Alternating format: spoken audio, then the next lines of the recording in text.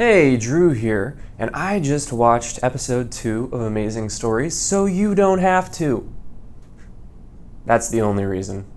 Episode 2 of Amazing Stories, in case you don't know, Amazing Stories is a new Apple Plus original series, and it's kind of a reboot of a series from the 80s that was created by Steven Spielberg. So I reviewed episode 1 last week, and if you want to see that video, I highly recommend checking it out. And if you're interested in seeing more videos like this, please subscribe to the channel. So, episode 2 of Amazing Stories was called The Heat, and it focuses on two best friends, Tuca and Sterling, who are constantly running everywhere and they're trying to prepare for this big race. Essentially, they're best friends, and then tragedy strikes, and then they're still connected to each other even though they're separated by circumstances. They're connected to each other through a connection that is mysterious and impossible to explain. Really, they don't explain it. I will say, without getting into spoilers, that I didn't really care for this episode. I felt like the biggest problem with it was a really, really big ripoff of something else, which I won't tell you what until the spoiler section because it's kind of obvious what happens in this episode once you realize what it's ripping off. And I felt that the character development was spotty. I thought the actresses were decent. I mean, I think that Hailey Kilgore, she was decent. I felt like she was pretty forgettable, but she did okay. She did a good job at doing the emotional scenes in particular. I didn't feel like she created a ton of chemistry in scenes with other characters. And Emery Crutchfield, who plays Sterling, I actually thought she was a bad actress. I didn't think she could handle the dramatic moments, and it kind of hurt the show. The directing, I thought, was better than the first episode. It's from Sylvain White, who actually directed some movies, including The Losers and Stomp the Yard, and I think he did some stylistic things here with the camera that I haven't actually seen before. I read some other reviewers online saying that they thought the special effects were bad, but I thought they were pretty good for what they were trying to accomplish, and obviously on a more limited budget. So the dialogue this episode was very, very slang heavy because it was focused on representing the African American community. I couldn't decide though if the dialogue was trying too hard or if it was actually like an authentic representation of how people from that community talk. And maybe if you're from that community, you can tell me in the comment section if you felt like this was an accurate reflection of dialogue in your community. But like I said, overall, I felt like it was too derivative of something else. I felt like the acting really hurt this episode, particularly the acting of Emery Crutchfield, because I didn't think she could handle the weight of how dramatic this episode was. And to me, it was such a carbon copy of something else that the only real difference was that they basically changed the race of all the characters and the gender of one character, and we're like, voila, it's a different story, but then they didn't really add anything to make it insightful or unique. So that's my non-spoiler quick take. Now I'm going to get into spoilers, so if you don't want spoilers, please come back later after you've seen the episode and see if my thoughts gel with yours, but for now, that's my non-spoiler take. Now, going into spoilers. So basically this episode was Ghost. That's basically what it was. Tuca dies, doesn't realize she's dead, her body passes through objects, and she comes back and tries to connect with Sterling, who at first can't hear her, but then starts to randomly hear her. And then she tries to figure out what her purpose is. And she decides that her purpose is to help her friend win the big race because they were always training together. So she starts training with her, and apparently her friend can only hear her when she runs.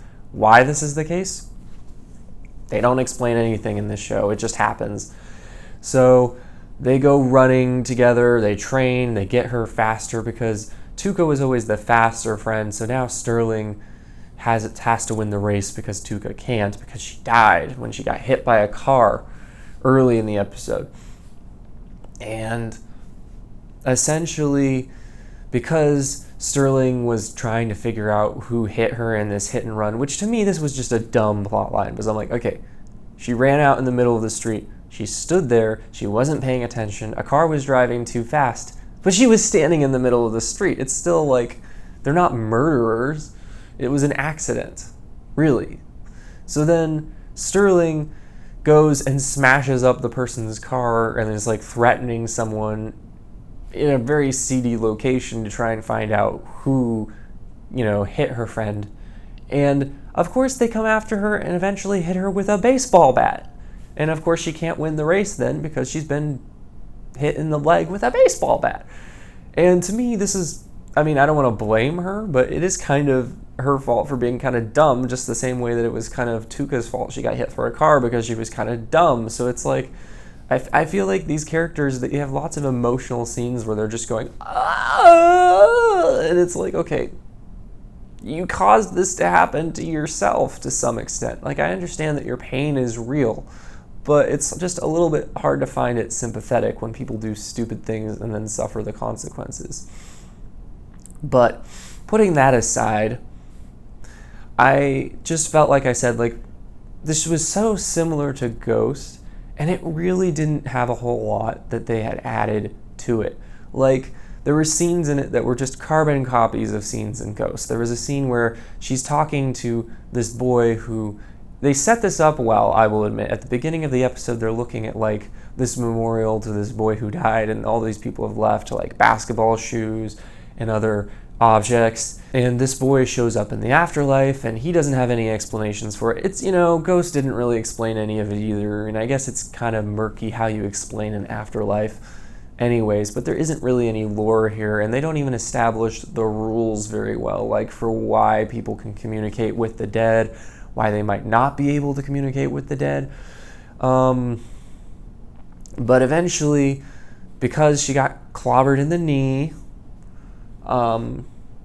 like I said, Sterling loses the race, and then they go up on a rooftop and are crying together, and then they realize that the real reason that Tuca got brought back was because she isn't actually just Sterling's best friend. She's actually in love with her, and then she tells her that, and then she appears briefly, just long enough so that they can kiss, and then she vaporizes. And you're like, oh, that was really sad. But then the last minute twist that you never saw coming. Get ready for it. Get ready for it. Tuca's not actually dead. The episode scoots back to the beginning where she got hit by the car, and lo and behold, she wakes up and is like, I'm okay. There's no explanation for why I had this vision where I died or any of it, but I'm okay. You can be happy now. And then she tells Sterling about her real feelings, and they become girlfriends. So to me, I don't understand what the show is trying to be to some extent. I get that it's an anthology series and every episode is going to be different, but to me there should be some kind of unifying theme, and there just hasn't been so far.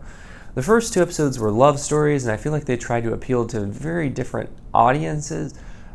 You'll have to tell me. I know I'm not the target audience for The Heat. I know that The Heat was probably made for people in the African American community in particular. And if you're a member of that community, and if this episode spoke to you, I would really love to hear about that and what you in particular enjoyed about it and what it said to you.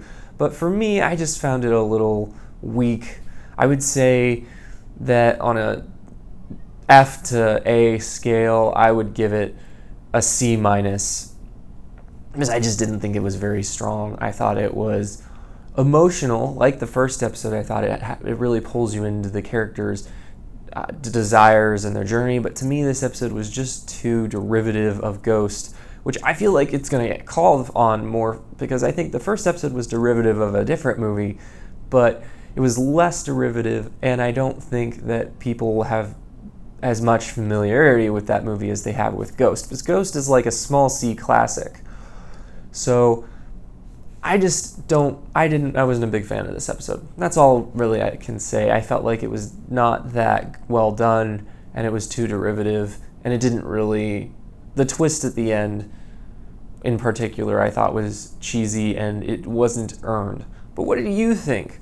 Did you think that it was too similar to Ghost? Are you a member of the African American community? Did this speak to you in particular? What did you think of the dialogue? Let me know in the comments.